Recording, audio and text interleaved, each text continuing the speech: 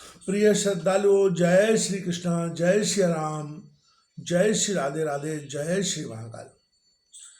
शशिकला के स्वयंवर में राजाओं का परस्पर विवाद, शशिकला का सुदर्शन से विवाह करने का पूर्ण निश्चय, राजाओं के कोलाहल करने पर सुबाहु का शशिकला से सम्मति लेना। व्यास जी कहते हैं, महाभाग, उस समय केरल नरेश के यूं कहने पर राजा युधाजित ने कहा, राजन, आप निश्चय ही राजाओं में शाम सत्यवादी और जितेंद्रिय हैं।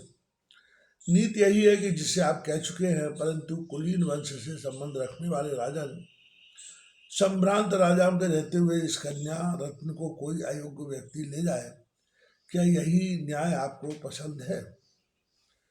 सिंह के भाग को सियार खा ले, इसे कैसे जीवित उचित माना जा सकता है? आप ही सोचिए, यह सुदर्शन क्या इस रत्न कन्या को पाने के योग्य है? महाराज, ब्राह्मणों का बल वेद है और राजाओं का बल धनुष से संबंध रखता है। इस परस्पर मैं अभी भी कह रहा हूं, यह क्या न्याय है? राजाओं के विवाह में बल के मूल्य की ही प्रधानता विख्यात है। अतः यहाँ भी जो अधिक बलवान है वह इस कन्या रत्न को अपना ले। शक्तिहीन कभी भी इसे नहीं पा सकता। अतः प्रण करके राजकुमारी का विवाह हो, यही नीति काम में लेनी चाहिए, अन्यथा राजाओं के समाज में निश्चय ही घोर कलह मच जाएगा। इस प्रकार राजाओं में परस्पर विवाद हो रहा था। उसी समय सभा भवन में महाराज सुबाहु बुलाए गए। उनके आ जाने पर सारदर्शी कुछ राजाओं ने कहा, राजन, इस विवाह में आप राजोचित नीति का अनुसरण कीजिए। महाराज, आप क्या करना चाहते हैं, सावधान होकर स्पष्ट बताने की कृपा करें। राजन, इस पुत्री को आपने किसे देने की बात मन में सोची है? राजा सुबाहु ने कहा, मान्य राजा, निश्चित बात तो यह है कि मेरी वह कन्या मन ही मन सुदर्शन को बर चुकी है। मेरे बार बार समझाने पर भी मेरी बात उसके हृदय में स्थान नहीं पा सकी। मैं क्या करूं? अब मेरी उस कन्या पर मेरा कोई वश नहीं चलता। सुदर्शन यहाँ आ भी गया है, यद्यपि उसके साथ एक भी सहायक नहीं है, फिर भी उसके मन में चिंता का कोई नाम तक नहीं है। व्यास जी कहते हैं, राजन, तत्पश्चात उन सभी सम्मानीय नरेशों ने सुदर्शन को बुलाया। सुदर्शन अकेले आया और शांत स्वभाव से बैठ गया। सब राजाओं ने सजग होकर उससे पूछा, राजकुमार, तुम बड़े भाग्यशाली हो, तुमने उत्तम व्रत का पालन किया है, पर यहाँ तुम्हें किसने बुलाया है? और जो तुम इस राजाओं के समाज में अकेले ही चले आए हो, तुम्हारे पास न सेना है, न मंत्री है, न खजाना है, और न तुम अधिक बलवान हो। महामते, फिर किस लिए तुम यहाँ आ गए हो? सच्ची बात बताने की कृपा करें। युद्ध की अभिलाषा रखने वाले बहुत से नरेश यहाँ पधारे हुए हैं। उनके साथ पर्याप्त सेना है। सभी इस राजकुमारी को प्राप्त करने की अभिलाषा से आए हैं। तुम क्या करना चाहते हो? राजकुमारी को पाने के लिए तुम्हारे भाई सूरवीर शत्रुजित भी यहाँ आया हुआ है। उसकी सहायता करने के विचार से महाभाव सुधाजित यहाँ विद्यमान है। सेना रहित तुम्हारे यहाँ आने का वास्तविक रहस्य क्या है? बताने के पश्चात तुम जाओ या रहो। सुब्रता, तुम्हारी जो इच्छा हो तुम वैसे ही करने में स्वतंत्र हो। सुदर्शन ने कहा, शक्ति, सहायक, खजाना, सुरक्षित किला, मित्र, सुहृद और रक्षक राजा, इन सभी साधनों के अभाव में भी स्वयंवर का समाचार सुनकर देखने के लिए मैं यहाँ आ गया हूँ। भगवती शक्ति ने स्वप्न में मुझे ऐसी आज्ञा दी है। मैं उनके वचन में संदेह नहीं करता। मेरे मन में दूसरी कोई अभिलाषा नहीं है। मैं केवल भगवती जगदम्बा की आज्ञा का पालन कर रहा हूँ।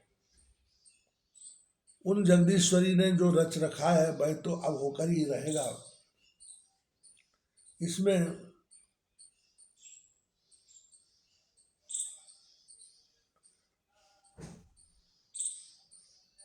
कोई संशय नहीं करना चाहिए। राजा, इस संसार में मेरा कोई भी शत्रु नहीं है। मेरी दृष्टि में सर्वत्र भगवती जगदम्बा की ही झांकी आया करती है। राजाओं, यदि कोई मुझसे शत्रुता करने के लिए तैयार है तो उस पर भी शासन करने वाली भगवती महामाया विराजमान है, अतः उसकी शत्रुता पर मैं ध्यान नहीं देता। आदरणीय राजाओं, जो होना है वह तो अवश्य होगा, उसे कौन मिटा सकता है, फिर इस विषय में क्या चिंता की बात की जाए। मैं सर्वथा माँ के अधीन हूँ। राजाओं, देवता दानव सर्वदा माँ के अधीन हूँ। राजाओं, देवता दानव मानव आदि संपूर्ण प्राणियों में भगवती जगदम्बा ही शक्ति प्रदान करती है, अन्यथा कोई कुछ भी नहीं कर सकता। वे जिसे राजा बनाना चाहती हैं उसे राजा बना देती हैं, और जिसको रंक बनाना चाहती है वह तुरंत रंक बन जाता है। तब फिर मुझे क्या चिंता लगी है।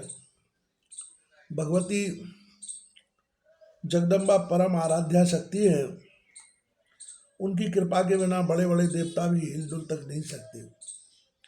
राजाओं, तब मैं एक साधारण व्यक्ति क्यों चिंता करूं। मुझ में सामर्थ्य है अथवा नहीं, मैं जिस किसी परिस्थिति में हूँ इसकी मुझे कोई परवाह नहीं है। राजाओं, में भगवती की आज्ञा के अनुसार आज इस चैम्बर में आ गया हूँ।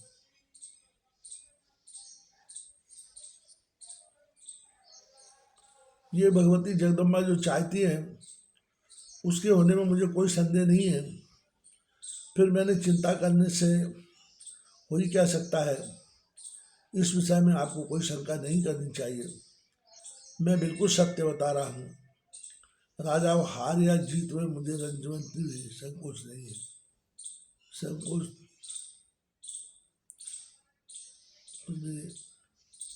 भगवती जगदम्बा करे।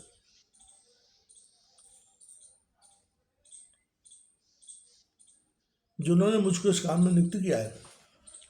व्यास जी कहते, राजा ने सुदर्शन की बात सुनकर वहां के सभी संभावित नरेश उसके विचारों से परिचित हो गए।